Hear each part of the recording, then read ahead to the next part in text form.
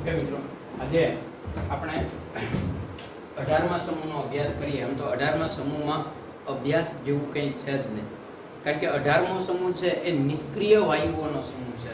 અને તમે લોકોને નિષ્ક્રિય વાયુ શબ્દ સાંભળો ત્યાં તમે કહી દો છો કે ભાઈ નિષ્ક્રિય વાયુ એને જ કહેવાય કે જેની પ્રતિક્રિયાત્મકતા લગભગ શૂન્ય છે, પ્રક્રિયા કરવાની વૃત્તિ શૂન્ય છે. અને શું કામ કરે પ્રક્રિયા? કારણ કે એની બાહ્ય કક્ષા ઓલરેડી પૂર્ણ ભરાયેલી છે. હિલિયમ છે તો 2 ઇલેક્ટ્રોન છે, બાકીના નિયોન, આર્ગોન કે કોઈ પણ હોય તો એને 8 ઇલેક્ટ્રોન પૂર્ણ છે. મતલબ એને બાહ્ય કક્ષા પૂર્ણ કરવા માટે કોઈ ભાગીદારી કે કોઈ આપલે કરવાની જરૂર જ નથી પડતી. અને એટલે જ આપણે કહીએ છીએ કે ઇલેક્ટ્રોનની આપલે કે ભાગીદારી સરળતાથી નથી કરતા, એટલે એની જે રાસાયણિક પ્રક્રિયા કરવાની વૃત્તિ છે એ બિલકુલ નહિવત છે. એટલે તો આપણે એને નિષ્ક્રિય કહીએ છીએ કે કોઈ સક્રિયતા નથી. બરાબર ને? એટલે આ સમૂહ તો બહુ ટૂંકો છે અને આમાં કંઈ ખાસ આપણે સમજવાનું પણ નથી મિત્રો. સૌથી પહેલા હું તમને એના પ્રાપ્તિ સ્થાન વિશે, આમ તો એ ટોપિક નીકળી ગયો પણ આપણે એની વાત કરી દઈએ. તમને બધાને ખબર છે કે હિલિયમ, નિયોન, કુલ 7 મિત્રો 7 નિષ્ક્રિય તત્વો છે. એમાંથી 6 ના નામ તો તમે બહુ બધી વાર સાંભળ્યા હો. બરાબર? ક્યાં ક્યાં બોલો તો? Neon, argon. બોલું છું, તમે ખાલી યાદ સમજો કે આ બરાબર છે, આમાંથી કઈ તમારે નથી ગળતું ને. પછી argon, helium, neon, argon, krypton, xenon અને રેડોન. આ તો તમને બધાને ખબર જ છે. એની ઇલેક્ટ્રોન રચના પણ આપણે થોડી ઝડપથી સમજી લઈએ મિત્રો. તો હિલિયમ છે એનો પરમાણુ ક્રમાંક 2 છે, એટલે એની ઇલેક્ટ્રોન રચના શું થશે? 1s2. બરાબર ને? પછી નિયોન 10, એની ઇલેક્ટ્રોન રચના શું આવશે મિત્રો? બોલો. જો અહીંયા તમારે હિલિયમ 2 આગળના નિષ્ક્રિયનો ઉપયોગ કરી શકો, પણ પાછો અહીંયા તો લખવાનું 2s2 અને 2p6. અહીંયા નિયોન ની ઇલેક્ટ્રોન રચના પછી ખાલી નિયોન નો લખીને દેશે. બરાબર ને? બાહ્ય કક્ષા તો દેખાડવી પડે ને આપણે. પછી આર્ગોન 18, તો એમાં નિયોન 10 આગળના નિષ્ક્રિય વાયુને લઈ લેવાનો. પછી 3s2 અને 3p6. પછી ક્રિપ્ટોન 36, બોલો. આર્ગોન 18, 4s2, 18 ને 2 20, 3d10, 20 ને 10 30 અને 30 અને 6 36. પછી ઝેનોન, કેટલો નંબર છે એનો? 54. બરાબર છે. શું આવશે ઇલેક્ટ્રોન રચના? બોલો તો. ક્રિપ્ટોન 36. પછી ક્રિપ્ટોન 36 પછી શું આવે? સિમ્પલ જ તો આવડે જ ને. 5s2. એક વાત તમને મેં 11માં સમજાવેલી કે ભાઈ એક વાત યાદ રાખજો કે હિલિયમ પછી બીજી કક્ષા, નિયોન પછી ત્રીજી, આર્ગોન નિયોન પછી ત્રીજી, આર્ગોન પછી ચોથી કક્ષા, ક્રિપ્ટોન પછી પાંચમી કક્ષા s. અને હંમેશા નિષ્ક્રિય પછી કોનો વારો આવે? નિષ્ક્રિય તત્વ પછી s કક્ષકનો જ વારો આવે. d કક્ષક તો આપણે લખીએ છીએ પહેલા, પણ તમને બધાને ખબર છે કે હકીકતમાં આર્ગોન પછી d નથી ભરાતો, પછી કોણ ભરાય છે? s. અને પછી d નો વારો આવે છે. ખબર છે ને તમને? એટલે આમાં કોઈને પ્રશ્ન નહીં થાય. બોલો તો હવે. ક્રિપ્ટોન 36, ખાસ યાદ રાખો. 5s2, પછી 4d10, 36 ને 10, 36 ને 2 38 ને 10 48, 48 ને 6 54. બરાબર ને? પછી રેડોન, ઇલેક્ટ્રોન રચના ઝેનોન 54, 6s2, 54 ને 2 56, પણ આની આગળ 4f14, 56 ને 14 કેટલા થયા? 70. અને પછી 5d10 આવે, 70 ને 10 80 અને 6. એટલે ખાસ યાદ રાખજો s અને p ની વચ્ચે આ 24 ઇલેક્ટ્રોન દાખલ થાય. દર વખતે તમને બધા સમૂહમાં કહેતો આવ્યો યાદ કરો કે ભાઈ નીચે જતા s અને p ના ઇલેક્ટ્રોન એક સાથે મુક્ત કેમ નથી થતા. આપણે વાત કરી, દાખલા તરીકે તમને કહું કે 16મા સમૂહમાં કીધું કે 16મા સમૂહમાં નીચેના તત્વોમાં કેમ ભાઈ +6 અવસ્થા કરતા +4 અવસ્થા વધુ સ્થાયી છે. તો આપણે કારણ આપ્યું હતું કે ભાઈ એમાં 6 ઇલેક્ટ્રોન ગુમાવવા s ના અને p ના બે ગુમાવવા પડે, પણ s અને p ના ઇલેક્ટ્રોનમાં નીચે ખૂબ જ ગેપ હોય છે. કેમ? તો કે એમાં s વચ્ચે d અને f ભરાય એટલે એની ઊર્જામાં ગેપ હોય, અને ઊર્જામાં ગેપ હોય એટલે ખાલી p ના ઇલેક્ટ્રોન દૂર કરવા સહેલા પડતા હોય, પણ s ના ઇલેક્ટ્રોન દૂર કરવા કેવા પડતા હોય છે? અઘરા પડે છે. બરાબર ને? તો આ બધા તત્વોની તમને ખબર છે, આ બધાના નામ તમને પણ આવડે છે. બરાબર? એટલે કુલ ઉમદા જે તત્વો છે એ મુખ્ય ઉમદા તત્વો આ છે. બરાબર? મુખ્ય ઉમદા તત્વો આપણે લઈએ તો 6 છે, અને એક ઉમદા તત્વ જે છે એ કઈ રીતે બને છે એની આપણે વાત કરીએ પહેલા. બરાબર? ઓગ્નેસોન, આ ઓગ્નેસોન છે એ એક નિષ્ક્રિય તત્વ છે. કઈ રીતે બને એની આપણે વાત કરીએ. છેલ્લું તત્વ કયું છે ભાઈ? ઓગ્નેસોન. બરાબર? આમ જો કે આને કોષ્ટકમાં ક્યાંય એને દેખાયું નથી, પણ ઓગ્નેસોન આપણે ખાલી સમજીએ. ઓગ્નેસોનનો પરમાણુ ક્રમાંક કેટલો હોય? તમારે જો કાઈનો ખ્યાલ આવે તો તમારે શું કરવાનું? ભાઈ રેડન 86, બરાબર? પછી 7s2, 86 ને 2 88, 5f 14, 88 ને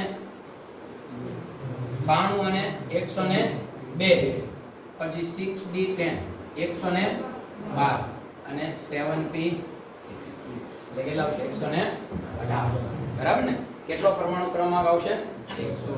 આપણને ખબર જ છે કઈ અહીંયા બહારની કક્ષા s 7s અને 7p છે, તેની આગળ કોણ ભરે એટલે આપોઆપ તમને ખ્યાલ આવી ગયો કે 118 નંબર હશે. આનો કોઈ ઉલ્લેખ આપણે ક્યાંય નથી કર્યો, એટલે આ પહેલી વાર તમારી સામે આવ્યું છે. પણ મિત્રો આ ખાસ તમારે ધ્યાનમાં રાખવાનું છે. હવે વાત કરીએ, આ બધા નિષ્ક્રિય હોય છે. બરાબર? અને એમાં ખાસ કરીને આ જે છે હિલિયમ, નિયોન અને આર્ગોન એ આપણને વધુ પ્રમાણમાં વાતાવરણમાંથી મળતા હોય છે. વાતાવરણમાં એનું પ્રમાણ વધુ હોય છે, અને વાતાવરણમાં આ ત્રણમાંથી વધુ પ્રમાણ હિલિયમનું હોય છે. લગભગ વાતાવરણના કુલ કદની સાપેક્ષમાં 1% વાયુ છે એ આ બધા હોય છે. હિલિયમ, નિયોન, આર્ગોન એ બધાનું પ્રમાણ 1% છે ખાલી. અને બીજી એક વાત તમને કરું કે હિલિયમ વાયુ છે બીજે ક્યાં હોય? વધુમાં વધુ તમને ખ્યાલ છે? તમારે આગળ ભણવામાં આવ્યું છે મિત્રો કે સૂર્ય છે, આપણે સૂર્યનું આયુષ્ય નક્કી કરી નાખ્યું કે ભાઈ 4.5 ગુણ્યા કંઈક સમથિંગ છે, એટલા વર્ષ સૂર્ય છે એ સૂર્યને એટલી ઉંમર થઈ અને હવે એટલી ઉંમર એની બાકી છે. તો સૂર્યની ઉંમર કઈ રીતે નક્કી થાય? મિત્રો સૂર્ય આ જે પ્રકાશ ફેંકે છે એ કઈ રીતે? તો કે સૂર્ય છે એ હાઇડ્રોજનનો ગોળો છે, અને એમાં સતત હાઇડ્રોજનનું હિલિયમમાં રૂપાંતરણ થાય, અને હાઇડ્રોજનનું હિલિયમમાં જ્યારે રૂપાંતરણ થાય ને ત્યારે હાઇડ્રોજનના રહેલા પ્રોટોનનું ન્યુટ્રોનમાં રૂપાંતરણ થાય, અને એટલે એ પ્રકાશ ફેંકે છે. અને એમ કહેવાય છે કે જેટલો હાઇડ્રોજન એની પાસે શરૂઆતમાં હતો એમાંથી અડધો હાઇડ્રોજન વપરાઈ ગયો છે. હાઇડ્રોજનનું હિલિયમમાં રૂપાંતરણ થઈ ગયું છે એટલે હવે અડધો વધ્યો. બરાબર? પણ આપણે કોઈ ચિંતા કરવા જેવું નથી, કારણ કે અડધામાં તો આપણી કેટલી પેઢીઓ ખવાઈ જશે. બરાબર? એટલે પણ આ એક વાત આપણે ખાસ ધ્યાનમાં રાખીએ મિત્રો. ત્યાર પછીના જે તત્વો છે એ મોટે ભાગે મુક્ત સ્વરૂપે ભાગ્યે જ મળે છે, કે પોતાના સ્વરૂપે નથી મળતા. તો કે એ બીજા તત્વોમાંથી, ખાસ કરીને રેડિયો સક્રિય તત્વોમાંથી એનું નિષ્કર્ષણ કરવામાં આવે છે. કુદરતી રીતે એનું પ્રમાણ ખૂબ જ ઓછું છે, નથી મળતા. દાખલા તરીકે આ છે તો આ સુયોજનથી મળે. બરાબર? બે તત્વોને ભેગા કરીને સુયોજનથી મળે. રેડોન છે એ પણ એવું છે. એનાથી વધુ તત્વો હોય, વધુ પરમાણુ ક્રમાંક વાળું તત્વ છે, એનું તમે એનું વિખંડન કરો એટલે એમાંથી આલ્ફા કણ એટલે હિલિયમ, યાદ રાખજો. કારણ કે આલ્ફા કણ છે ને, આપણે આગળ વાત કરેલી છે, આલ્ફા કણ છે એનો પરમાણુ ક્રમાંક 2 અને પરમાણુ દળ 4 છે, એટલે આલ્ફા કણ એટલે હિલિયમ, બીજું કંઈ નથી. તો આલ્ફા કણ એમાંથી ઉત્સર્જિત થાય અને એ બનતો હોય છે. એટલે આ એક વાત આપણે ખાસ ધ્યાનમાં રાખીએ. તો સીધી વાત છે, આલ્ફા કણ છૂટો પડીને જો રેડોન બનતો હોય તો એ જેમાંથી બનતો હશે એનો પરમાણુ ક્રમાંક કેટલો હશે? તો કે આના કરતા 2 વધુ. કેમ? તો કે બે પરમાણુ ક્રમાંક વાળો હિલિયમ દૂર કરવો. અને પરમાણુય દળ કેટલો હશે? તો કે આનું જે પરમાણુય દળ હોય એના કરતા 4 શું હશે? વધારે હશે. બરાબર? આનું પરમાણુય દળ 222 છે, તો આનું પરમાણુય દળ કેટલું હશે? 226. આમાંથી આનું વિખંડન કરો એટલે રેડોન મળે. એમાં પરમાણુય ક્રમાંક 2 ઘટે અને પરમાણુય દળાંક 4 ઘટે, અને એમાંથી હિલિયમ છે એ છૂટો પડે. તો આવી રીતે સંશ્લેષણ દ્વારા આપણે પ્રાપ્ત કરી શકીએ છીએ. આ ખાલી માહિતી મેં તમને આપી કઈ રીતે પ્રાપ્ત થાય. બાકી તો કદની ને બધી વાત તમને કરું મિત્રો તો તમે સમજી શકો છો કે નીચે જતા કદ શું થશે, વધે. એ તો આપણે ખબર છે બાહ્ય કક્ષાનો ક્રમ વધે એટલે કદ વધે. પણ તમને 11 માં મેં સમજાવેલું છે મિત્રો કે આના કરતા આનું કદ જેટલું વધે, વધારો જેટલો થાય, આ બે વચ્ચે જે તફાવત હોય એટલો તફાવત આનો હોય અથવા એનાથી વધુય તફાવત હોય. પણ આમાં જે તફાવત હોય એ આમાં તફાવત હોય એના કરતા કેવો હશે, ઓછો. શું કામ? કારણ કે મેં તમને કીધેલું છે કે ડી કક્ષક જ્યારે દાખલ થાય, ઉપરનામાં ન હોય નીચેનામાં ડી કક્ષક આવે એટલે સમજી લ્યો કે ડી કક્ષક કદ જે વધવું જોઈએ એ વધવા નથી દેતું. ભાઈ અહીંયા બાહ્ય કક્ષા એક વધારો થયો, 1 માંથી 2 ગયા, અહીં 2 માંથી 3, અહીં 3 માંથી 4 ગયા. એક કક્ષા વધે તો કદ સરખું વધવું જોઈએ ને, પણ શું કામ નથી વધતું? તો એની પાછળનું કારણ મેં તમને સમજાવેલું છે કે ડી કક્ષક જે છે એ કદ વધવા નથી દેતું. જેટલું કદ વધવું જોઈએ વધવા નથી દેતો. શું કામ? તો કે ડી કક્ષકમાં જ્યારે 10 ઇલેક્ટ્રોન આવે ત્યારે બે ક્રિયા થાય. એક શિલ્ડિંગ અસર થાય. શિલ્ડિંગ અસર તો કેન્દ્ર અને બાહ્ય કક્ષા વચ્ચે આકર્ષણ ઘટાડે, પણ સામે કેન્દ્રમાં 10 પ્રોટોન આવે, ડી માં 10 ઇલેક્ટ્રોન આવે તો 10 પ્રોટોન કેન્દ્રમાં નહીં આવે, અને એ 10 પ્રોટોન છે એ બાહ્ય કક્ષાને આકર્ષણ શું કરે, વધારે. એટલે બે ક્રિયા થાય, આકર્ષણ વધારે, પ્રોટોન આકર્ષણ વધારે, અને ડી કક્ષાના ઇલેક્ટ્રોન જે આકર્ષણ ઘટાડે. પણ મિત્રો આ બે ક્રિયામાં સૌ વધુ કોની અસર જોવા મળે, કેન્દ્રના આકર્ષણની. ખાસ યાદ રાખજો, શિલ્ડિંગ અસર કરતા કેન્દ્રનું આકર્ષણ ઉપરવટ થઈ ગયું, અને એટલે કદ આકર્ષણ વધી ગયું એટલે કદ જે સંકોચાઈ ગયું, જે વધવું જોઈએ એ વધતું નથી. હવે એટલે અહીંયા ગેપ નાનો હશે, અહીંયા તફાવત નાનો હશે. પછી અહીંયા તો કે અહીંયા પાછો તફાવત મોટો હશે. તમને એમ થશે કે ભાઈ અહીંયા તો ડી આવી, પણ અહીંયા ડી છે ને અહીંયા ડી છે, બેયની ડી છે એટલે ડી ની અસર નાબૂદ થઈ. હા, પણ અહીંયા પાછો અસર, અહીંયા પાછો તફાવત નાનો હશે. કેમ? તો કે અહીંયા ડી તો હતી, અહીંયા કોણ આવી ગઈ, એફ. એટલે ડી અને એફ કક્ષક જ્યાં જ્યાં ઇન્વોલ્વ થાય ત્યાં કદ જે વધવું જોઈએ વધે તો ખરું જ, પણ જેટલો વધારો થવો જોઈએ એટલો મોટો વધારો થવા દેતો નથી. આ આપણે આગળ વાત કરેલી છે. બીજી વાત તમને કરું, આયનીકરણ એન્થાલ્પી. આયનીકરણ એન્થાલ્પી એટલે ઇલેક્ટ્રોન મુક્ત કરવા માટે આપવી પડતી ઊર્જા. મિત્રો તમે શું કહો છો? આ સમૂહમાં ઇલેક્ટ્રોન મુક્ત કરવો એ સૌથી કેવો છે, અઘરો છે. એટલે એની આયનીકરણ એન્થાલ્પીનું મૂલ્ય ખૂબ જ કેવું હશે, વધારે હશે, ખૂબ જ વધારે હશે. તમે આમાં આયનીકરણ એન્થાલ્પીનું મૂલ્ય જુઓ તો લગભગ 1000 ઉપર તો બધામાં છે. હિલિયમમાં જુઓ 2372 છે, બરાબર. પછી 2080 છે, પછી 1520, પછી 1351, પછી 1170, 1037. હા, ઘણું બધું વધુ કહેવાય. એટલે ઇલેક્ટ્રોન એને ગુમાવવો સરળ નથી. પણ મિત્રો એક વાત તો તમને કહી દઉં કે ઉપરથી નીચે જતા આયનીકરણ એન્થાલ્પીનું મૂલ્ય ઘટ્યું એવું દેખાડે કે ઉપરથી નીચે જતા ઇલેક્ટ્રોન ગુમાવવો સહેલો. એટલે ઉપરનાની સાપેક્ષમાં નીચેનાને સહેલો પડ્યો. હકીકતમાં કોઈને સહેલો છે જ નહીં, કોઈને સહેલો છે જ નહીં ઇલેક્ટ્રોન ગુમાવવો, પણ ઉપરનાની સાપેક્ષમાં નીચેના તત્વને ઇલેક્ટ્રોન ગુમાવવો સરળ પડ્યો. આપણે એવું બોલી શકીએ, બરાબર. તો આ એક વાત તમારે ખાસ. હવે વાત કરીએ ઇલેક્ટ્રોન પ્રાપ્તિ એન્થાલ્પી. મિત્રો 11માં આપણે શીખ્યા કે કોઈ પણ પરમાણુ હોય, ધારો કે મારી પાસે કોઈ x પરમાણુ છે, બરાબર. એ ઇલેક્ટ્રોન મેળવે ત્યારે ઋણાયન બને ત્યારે ઊર્જા શું કરે, મુક્ત કરે. મેં તમને એવું સમજાવેલું કે ઇલેક્ટ્રોન પરમાણુ ગુમાવે ને એટલે પરમાણુ પાસેથી ઇલેક્ટ્રોન તમે લ્યો ને તો એને ઊર્જા આપવી પડે. એટલે આયનીકરણ એન્થાલ્પી છે ને એ આપવી પડે. શું કામ? તો યાદ કરો 11માં આપણે શીખ્યા, બરાબર, કે આ પરમાણુનું કેન્દ્ર છે. ધારી લો કે આ બાહ્ય કક્ષા છે, અહીંયા ઇલેક્ટ્રોન છે. ઇલેક્ટ્રોનને કેન્દ્ર અંદર ખેંચે છે અને તમારે આને મુક્ત કરવો હોય તો તમારે વિરુદ્ધ દિશામાં બળ કરવું પડે. અને મુક્ત કરવા માટે વિરુદ્ધ દિશામાં બળ કરવું પડે એટલે ઊર્જા આપવી પડે. અને ઊર્જા આપો એટલે પરમાણુની ઊર્જા વધે. એટલે ઇલેક્ટ્રોન મુક્ત કરવા માટે આપવી પડતી ઊર્જાને આયનીકરણ એન્થાલ્પી કહેવાય. અને એટલે જ ઈ ધન મૂલ્ય હોય, કારણ કે પરમાણુને તમે ઊર્જા આપો છો એટલે પરમાણુની ઊર્જા શું થાય, વધી. બરાબર ને? તો આ એક વાત તમને આવડે છે મિત્રો. પણ આ જ વાત હું તમને ઇલેક્ટ્રોન સ્વીકારવાની કરું તો હાલો અહીંયા કોઈનો ઇલેક્ટ્રોન છે એને સ્વીકારવો છે, તો કે સ્વીકારવો છે, એ સ્વીકારીને આ પોતાની કક્ષામાં મૂકવો છે. તો એનો મતલબ એવો થયો કે આકર્ષણ એને અંદર ખેંચે અને આપણે એને અંદર લાવવો છે. એનો મતલબ કે તમે આકર્ષણની દિશામાં કામ કરો છો, અને આકર્ષણની દિશામાં કામ કરો ત્યારે તમારે ઊર્જા આપવાની રહેતી નથી. ઉલટાની ઇલેક્ટ્રોન એ સ્વીકારે ને ત્યારે ઉલટાની એ ઊર્જા શું કરે છે, મુક્ત કરે છે. કારણ કે ઇલેક્ટ્રોન દૂર હતો એટલે ઊર્જા વધુ હતી, અને નજીક આવ્યો, કેન્દ્રની નજીક આવે ઊર્જા શું થાય? એટલે વધારાની ઊર્જા મુક્ત કરે, બરાબર ને? અને એટલે જ આપણે કહીએ છીએ કોઈ પણ પરમાણુ ઊર્જા મુક્ત કરે ત્યારે એની પોતાની ઊર્જા શું થશે? ઘટશે. અને ઘટાડો આપણે શેનાથી દેખાડીએ? ઋણ સંકેતથી. અને એટલે જ મિત્રો તમને ખ્યાલ હોય તો ઇલેક્ટ્રોન પ્રાપ્તિ એન્થાલ્પી, જે ઇલેક્ટ્રોન પ્રાપ્તિ એન્થાલ્પી નું મૂલ્ય હંમેશા કેવું હોય છે? ઋણ વેલ્યુ હોય છે. આપણે વાત કરેલી છે 11માં કે એ ઋણ મૂલ્ય છે. કેમ? તો કે ઇલેક્ટ્રોન જ્યારે પરમાણુ મેળવે ત્યારે ઊર્જા મુક્ત કરે છે, અને એ ઊર્જા મુક્ત કરે એટલે પરમાણુની પોતાની ઊર્જા ઘટી. પણ 18મા સમૂહના તત્વોમાં શું થાય? તો કે 18મા સમૂહના તત્વોમાં ઇલેક્ટ્રોન મેળવે અને સાથે સાથે એને ઊર્જા પણ આપવી પડે. ટૂંકમાં કહીએ ને તો 18મો સમૂહના તત્વો ઇલેક્ટ્રોન મેળવવા માંગતા નથી. તમારે એને ઇલેક્ટ્રોન આપવો હોય તો આમ ધક્કો મારીને આપવો પડશે. લે નહીં લે. એ સ્થિતિ અહીંયા ઊભી થઈ. એટલે ઊર્જા આપવાની અને ઇલેક્ટ્રોન આપવાનું, અને એટલે જ 18મા સમૂહના તત્વોમાં ઊર્જા આપવી પડે છે, અને એટલે જ એની ઇલેક્ટ્રોન પ્રાપ્તિ એન્થાલ્પીનું મૂલ્ય કેવું હોય છે? ધન હોય છે. બાકી કોઈ સમૂહનું ધન ન હોય, કારણ કે ઇલેક્ટ્રોન આપો એટલે ઊર્જા મુક્ત કરે. ત્યારે અહીંયા ઊંધું છે, કારણ કે આની બાહ્ય કક્ષા પૂરી થઈ ગયેલી છે, ભરાઈ ગયેલી છે, સ્થાયી છે, અને સ્થાયી પરમાણુ ઇલેક્ટ્રોન મેળવે નહીં. એટલે એને ઇલેક્ટ્રોન તમારે ભરાઈને આપવો હોય તો તમારે ઊર્જા આપવી પડશે મિત્રો.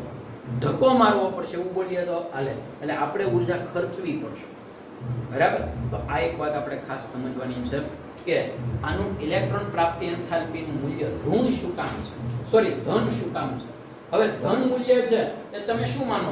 આમાં પણ ઊર્જા આપવી પડે, આમાં આપવી પડે, બધામાં. કેમ? તો કે આને પહેલી કક્ષા પૂર્ણ ભરાઈ ગઈ, હવે માને ઇલેક્ટ્રોન નવો આપો એ બીજીમાં જશે. આની બીજી પૂરી થઈ ગઈ, હવે એનો નવો ઇલેક્ટ્રોન ક્યાં જશે? 3s માં જશે. હવે તમે ખાલી કહો કે આમાં બધાને ઊર્જા આપવી પડશે, તો સૌથી ઓછી કોને આપવી પડે? તો તમારે કહેવાનું હિલિયમ.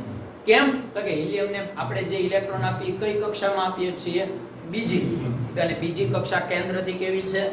નજીક. એટલે આકર્ષણ કેવું લાગે છે? વધારે. એટલે આકર્ષણ ઈ કરે ને આપણે થોડોક જ ધક્કો મારવો પડે. અને આમાં શું થાય? તો કે 7મી કક્ષા, 6ઠી કક્ષા એટલે આકર્ષણ લાગતું નથી. એટલે જે પણ બળ કરવું પડે આપણે જ કરવું પડે. એટલે ઊર્જા વધુ આપવી પડે, બરાબર ને? એટલે ઇલેક્ટ્રોન પ્રાપ્તિ એન્થાલ્પીનું ધન મૂલ્ય યાદ રાખજો. ધન હું કામ? ઊર્જા આપીએ છે, અને આ ધન મૂલ્ય નીચે જતા શું થાય છે? વધે છે, બરાબર ને? આ ખાસ સમજવાનું છે. ઓકે, તો આની વાત આપણે કરી. હવે હું તમને એના રાસાયણિક ગુણધર્મોની વાત કરું. આમ તો બહુ સિમ્પલ વસ્તુ છે મિત્રો કે હિલિયમ એક ખૂબ જ ઊંચી પરિસ્થિતિમાં પણ મોટે ભાગે રાસાયણિક ગુણ ધરાવતો નથી, રાસાયણિક પ્રક્રિયા કરતો નથી. અને એટલે જ હિલિયમ છે પરમાણુય સ્વરૂપે, હિલિયમ વાતાવરણમાં વાયુ સ્વરૂપે છે, એ પરમાણુ છે. કઈ જેમ હાઇડ્રોજન વાતાવરણમાં H2 તરીકે હોય, ઓક્સિજન O2 તરીકે હોય એમ નથી હોતો. હિલિયમ પરમાણુ સ્વરૂપે જ છે. કારણ કે પ્રતિક્રિયાત્મકતા એની ખૂબ જ ઓછી છે, પ્રક્રિયા કરવાની વૃત્તિ ઓછી છે, બરાબર? અમુક વિશિષ્ટ પરિસ્થિતિમાં એ પ્રક્રિયા કરે છે, બાકી કરતો નથી. આ એક વાત આપણે ખાસ ધ્યાનમાં રાખીએ. હવે હું તમને આમાં પ્રતિક્રિયાત્મકતા ઓછી હોવાને કારણે અમુક પરિસ્થિતિ, સૌથી પહેલા આમ તો શરૂઆતમાં એવું જ માનવામાં આવતું હતું કે નિષ્ક્રિય તત્વો છે ને કોઈ દિવસ રાસાયણિક પ્રક્રિયા કરે જ નહીં, બરાબર? નિષ્ક્રિય તત્વો કોઈ દિવસ રાસાયણિક પ્રક્રિયા કરે નહીં, બરાબર? એવું જ માનવામાં આવતું હતું. પણ 1962માં નીલ બાર્ટલરે, બરાબર, સૌથી પહેલા એવું બતાવ્યું, એને એવું સંયોજન બનાવ્યું કે જેમાં ઝેનોન છે ને એ પ્રક્રિયા કરતો. એને સૌથી પહેલા એવું બતાવ્યું કે ઝેનોન છે એ રાસાયણિક પ્રક્રિયામાં એક સંયોજન તરીકે હોય છે. અને એના ઉપર કેવું સાબિત થયું કે 18મા સમૂહમાં સક્રિય જો કોઈ હોય તો કોણ છે? ઝેનોન છે. પણ એ અમુક પરિસ્થિતિમાં, હું એમ નથી કહેતો કે દરેક પરિસ્થિતિમાં એ હોય. અમુક પરિસ્થિતિ છે જેમાં એ પ્રક્રિયા કરી શકે છે, બરાબર? એને સૌથી પહેલા એવું સંયોજન બનાવ્યું, જેવી રીતે ઓક્સિજનનો સંકીર્ણ બને. દાખલા તરીકે તમને કહું કે ભાઈ O2 વત્તા PF6 હોય, બરાબર? તો એમાં આ O2 પ્લસ અને PF6 માઇનસ, આમ તો PF5 મારે કહેવું જોઈએ, પણ આ રીતનું સંયોજન બને. કારણ કે ફોસ્ફરસ છે એ કેટલા ફ્લોરિન સાથે જોડાય? 5, કારણ કે ફોસ્ફરસની સંયોજકતા 5 જ છે. એટલે છઠ્ઠો છે એ ઋણાયન તરીકે આવે. છઠ્ઠો છે એ ઋણાયન તરીકે હોય એટલે આ ઋણ આવે. જેવી રીતે ઓક્સિજન આવું સંકીર્ણ બનાવે છે મિત્રો, એ જ રીતે ઝેનોન પણ આ પ્રકારનું સંકીર્ણ બનાવે છે. એટલે ઝેનોન છે એ પણ આ જ રીતે સંકીર્ણ બનાવે છે, જે બતાવે છે કે થોડે ઘણે અંશે પણ ઝેનોન છે કેવો હોવો જોઈએ? સક્રિય હોવો જોઈએ. ઓકે, તો આ એક વાત આપણે ખાસ ધ્યાનમાં રાખવાની છે. બરાબર? એ રાસાયણિક ગુણધર્મોની આપણે વાત કરી. હવે મિત્રો, જો ઝેનોન રાસાયણિક ગુણધર્મ ધરાવતો હોય તો કયા પ્રકારનો રાસાયણિક ગુણધર્મ ધરાવતો હશે એની પણ આપણે થોડી વાત કરવી પડશે.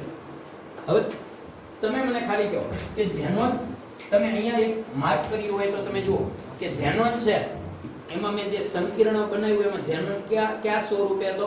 ધનાયન. એનો મતલબ એવો થયો કે વિશિષ્ટ પરિસ્થિતિમાં 18મા સમૂહમાં એક ઝેનોન જ એવો છે કે જે રાસાયણિક પ્રક્રિયા કરે અને એ પણ ધનાયન બને, ઇલેક્ટ્રોન ગુમાવે. કારણ કે ઝેનોનની બહારની કક્ષા છે એ 5મી છે એટલે ગુમાવવો એને કેવો પડે છે? સહેલો. ગુમાવવો પ્રમાણ એટલે ધનાયન તરીકે હોય. હવે ઝેનોન છે એ ધનાયન છે પણ એ સરળતાથી ઇલેક્ટ્રોન ગુમાવતો નથી. તો સીધી વાત છે કે ગુમાવવાની વૃત્તિ ધરાવે પણ એકદમ ધીમી વૃત્તિ છે, વધુ નથી. તો સીધી વાત છે કે એની સાથે ઋણાયન કેવો હોવો જોઈએ? પ્રબળ હોવો જોઈએ. બરાબર છે? જે સરળતાથી ઇલેક્ટ્રોન લઈ શકે એવો જો ઋણાયન હશે ને તો આ ઝેનોન પાસેથી ઇલેક્ટ્રોન લઈ શકાય.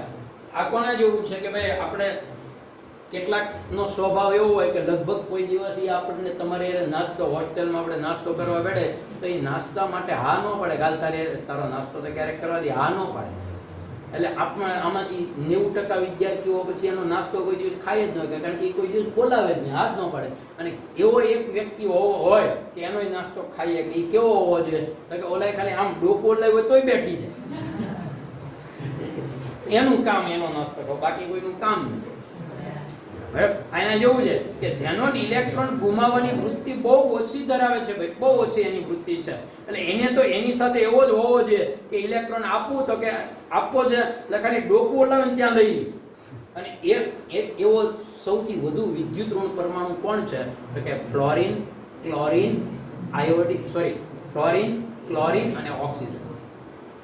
અને એટલે જ ઝેનોન મોટે ભાગે જે સંયોજનો બનાવેલી ફ્લોરિન, ક્લોરિન અને ઓક્સિજન સાથે હોય. ખ્યાલ આવી ગયો? હવે પ્રશ્ન ન હોય કે જો ઝેનોન રાસાયણિક પ્રક્રિયા કરતો હોય તો એનો ઓક્સિડેશન આંક કેવો હશે? મેં 16મા સમૂહથી તમને સમજાવતો આવ્યો છું કે ખાસ મિત્રો યાદ રાખો, 16, 17 ને 18મા સમૂહમાં એક વિશિષ્ટતા બહુ સારામાં સારી એ છે.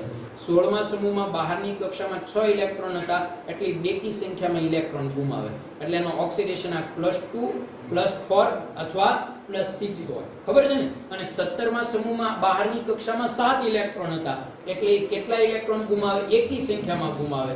કાંઈ એક ગુમાવે તો +1, 3 ગુમાવે તો +3, 5 ગુમાવે તો +5 અને 7 ગુમાવે તો +6.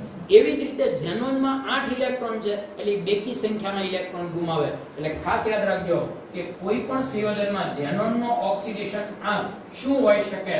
તો આપણે એ ખાસ સમજીએ કે ઝેનોનનો ઓક્સિડેશન આંક છે ને મિત્રો એ +2, +4 અને +6 મેક્સિમમ હશે. 8 માંથી 8 ઇલેક્ટ્રોન ગુમાવવા બહુ અઘરા પડે છે, ભાગ્ય જેવું સંયોજન જોવા મળે. એટલે ઝેનોનમાં જ્યાં ઝેનોન સંયોજન બનાવે ત્યાં +2, +4 અથવા +6 વધુમાં વધુ જોવા મળતો ઓક્સિડેશન આંક છે. હવે હું તમને આ પ્રકારના સંયોજનની વાત કરીશ એટલે તમને ખ્યાલ આવે. હવે એમાં જો ખાસ યાદ રાખજો, ક્લોરીન સાથે જ સંયોજન મેક્સિમમ બનાવે અને બીજા ઓક્સિજન સાથે, ભાગ્યે જ ક્લોરીન સાથે. શું કામ? તો કે વધુ વિદ્યુત ઋણ વાળા પરમાણુ સાથે જોડાય. બરાબર? હવે અહીંયા ફ્લોરિન સાથે 3 પ્રકારના સંયોજનો બનાવે છે મિત્રો. સૌથી પહેલું ઝેનોન પ્લસ ફ્લોરિન. બરાબર?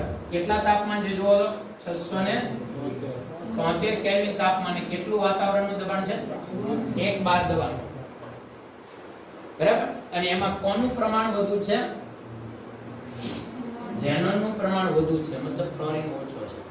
જ્યારે ઝેનોનનું પ્રમાણ વધુ લઈ અને ફ્લોરિન સાથે પ્રક્રિયા કરશો આ પરિસ્થિતિએ તો તમને ઝેનોન ડાયફ્લોરાઇડ મળશે.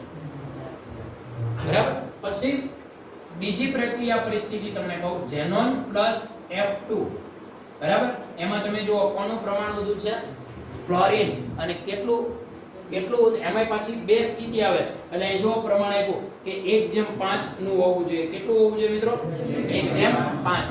એટલે આ બંનેમાં આ ઝેનોન અને ફ્લોરિન નું પ્રમાણ 1:5 હોય, મતલબ કે ફ્લોરિન વધુ હોય. તો અને કઈ પ્રક્રિયા પરિસ્થિતિ, તો કે આનાથી 200 કેલ્વિન તાપમાન વધી ગયું જશે અને વાતાવરણનું દબાણ પણ 7 વાતાવરણનું દબાણ હશે. તો આ બંને વચ્ચે પ્રક્રિયા થશે અને ઝેનોન ટેટ્રાફ્લોરાઇડ મળશે. મિત્રો અહીં બે ફ્લોરિન લેવાના, 1:5.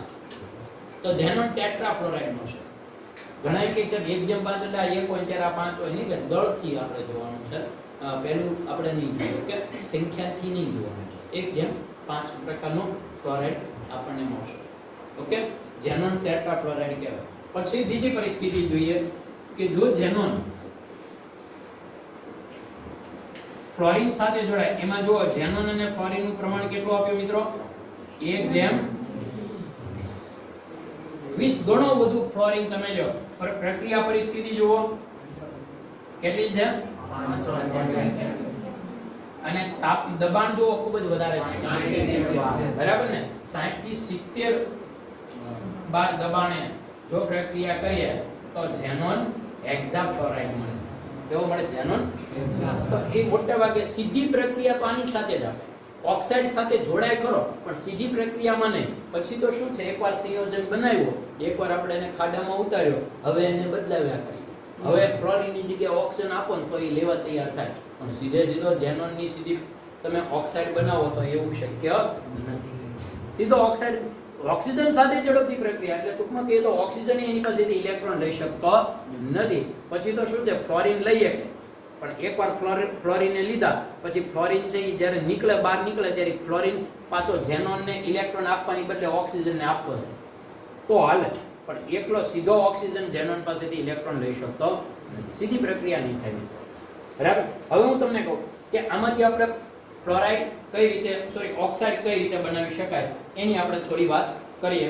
તમે જો સૌથી પહેલા ઝેનોન ફ્લોરાઇડ, આ એક બહુ સરસ વાત કરી કે આ બધા પાછા એકબીજામાં રૂપાંતરણ થઈ શકે. દાખલા તરીકે તમને કહું, ઝેનોન ટેટ્રાફ્લોરાઇડ છે એનું તમે O2F2 સાથે પ્રક્રિયા કરશો તો આ બે F છે ને એ જોડાઈ જશે એટલે ઝેનોન હેક્સાફ્લોરાઇડ બનશે, બરાબર. અને ઓક્સિજન વાયુ શું થશે, છૂટો થશે, એકબીજામાં રૂપાંતરણ થઈ શકે, બરાબર. એટલે આ એક વાત ધ્યાનમાં રાખીએ. પછી જળ વિભાજન કરો. ઘણી બધી પ્રક્રિયામાં શું હોય કે કોઈ પણ સંયોજનનું જળ વિભાજન કરો ને તો એમાંથી ઓક્સાઇડ કે હાઇડ્રોક્સાઇડ બને. આ તો શું છે, ઝેનોનના ફ્લોરાઇડની તમે જળ વિભાજન કરશો ને તો એ ફ્લોરિનને કાઢી મૂકશે, કારણ કે એ તો પ્રાણી જ પ્રક્રિયા કરે છે, બરાબર. એટલે ફ્લોરાઇડનું ઓક્સાઇડ કે હાઇડ્રોક્સાઇડમાં નહીં રૂપાંતરણ થાય, બરાબર. એટલે એ પણ આપણે ખાસ ધ્યાનમાં રાખવાનું છે. દાખલા તરીકે તમને કહું, ઝેનોન ડાયફ્લોરાઇડ છે એનું જળ વિભાજન કરો તો શું થાય ખબર, ઝેનોન એકલો છૂટો પડી જશે, પછી હાઇડ્રોજન અને ફ્લોરિન જોડાઈ જાય, HF, અને ઓક્સિજન CO2 બને જશે. ટૂંકમાં કહીએ તો એ ફ્લોરિન સિવાય સીધો કોઈ સાથે પ્રક્રિયા કરતો નથી. આ એક વાત તમારે ધ્યાનમાં રાખવાની છે મિત્રો. ઓકે, આગળ જોઈએ કે જો કોઈ સંકીર્ણ, મેં હમણાં તમને સમજાવ્યું એ જ વાત કરું ભાઈ, એક પોઈન્ટ લઈ લો. ધારી લો કે મારી પાસે આવી રીતે છે ઝેનોન ડાયફ્લોરાઇડ, એની હું પીસ F5 એટલે કે ફ્લોરાઇડ સાથે પ્રક્રિયા લઉં તો શું થશે મિત્રો, બરાબર. ફોસ્ફરસ પેન્ટાફ્લોરાઇડ સાથે પ્રક્રિયા લો તો સંકીર્ણ સંયોજન બને. સંકીર્ણ સંયોજન એટલે શું, બે ધન અને ઋણાયન સંકીર્ણ સ્વરૂપમાં હોય છે. જો કે આપણે આગળ વાત આવશે વધુ સંકીર્ણ સંયોજન જે આપણે શીખ્યા નથી, આપણે 9મો પ્રકરણ આખું આનું આવે છે ત્યારે એ તમને વધુ ખ્યાલ આવશે. હવે કઈ રીતે એ તમને સમજાવવું, અહીંયા આપણે ખાસ પહેલા સમજીએ. તમે જુઓ આ અને આવી રીતે છે. હવે આને મારે નેગેટિવ બનાવવો અને આને પોઝિટિવ બનાવવો તો શું કરે, તો અહીંથી એક નેગેટિવ લઈને આને આપી દો એટલે આ ઝેનોન ફ્લોરાઇડ બન્યું. ઝેનોનનો ઓક્સિડેશન આ +2 હતો અને આ -1 એટલે +1 વધ્યો, બરાબર. અને આને મેં ફ્લોરિન આપ્યો એટલે શું થયો, 6 ફ્લોરિન થયા એટલે આ કેવો બની ગયો, માઈનસ. કેમ તો કે આ +5 હતો, આ -5 હતો, હવે એક ફ્લોરિન આવ્યો તો આ સંકીર્ણ કહેવાય, બરાબર. તો એ આ પ્રકારના સંકીર્ણ અધાતુના હેલાઇડ સાથે આ પ્રકારના સંકીર્ણ આપે છે. ઓકે, હવે ઝેનોનનો ઓક્સિજન સંયોજનો મેળવવા હોય તો શું કરાય એની એક આપણે છેલ્લી વાત કરી દઈએ. ઝેનોનના ઓક્સાઇડ મેળવવો હોય તો શું કરવું? મેં તમને કીધું એમ ડાયરેક્ટ પ્રક્રિયાથી શક્ય નથી. તો કે એનું જળ વિભાજન કરી અથવા તો એની વિશિષ્ટ પ્રક્રિયાથી કઈ રીતે એ તમને સમજાવું. અલગ અલગ જળ વિભાજનથી આપણે મેળવી શકીએ છીએ એ કઈ રીતે જોઈએ. ધારી લો કે મારી પાસે ઝેનોન હેક્સાફ્લોરાઇડ છે, એનું હું જળ વિભાજન કરું. સ્ટેપ બાય સ્ટેપ પ્રક્રિયા થશે. આ એક ઓક્સિજન અહીંયા ઇન્વોલ્વ થયો એટલે HCOF4 આવશે. કેમ ભાઈ બે ફ્લોરિન દૂર થાય? ખ્યાલ છે ને? ઓક્સિજનની સંયોજકતા કેટલી છે? -2. હવે જો આ -2 વાળો દાખલ થયો હોય તો આવા -1 વાળા કેટલા દૂર કરવા પડે? 2. સમજાયું તમને? એટલે આ ખાસ ધ્યાનમાં રાખીએ. અહીંયા ફરીવાર સમજી લઈએ.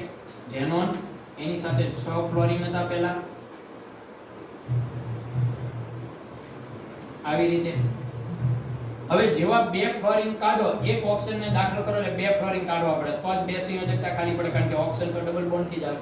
તો આવી રીતે આવશે મિત્રો, બરાબર ને? આ રીતે. અને અહીંયાથી ઓક્સિજન અહીંયા આવી ગયો, હવે 2 હાઇડ્રોજન ને અહીંથી 2 ફ્લોરિન છૂટા પડ્યા, એ શું બનાવશે?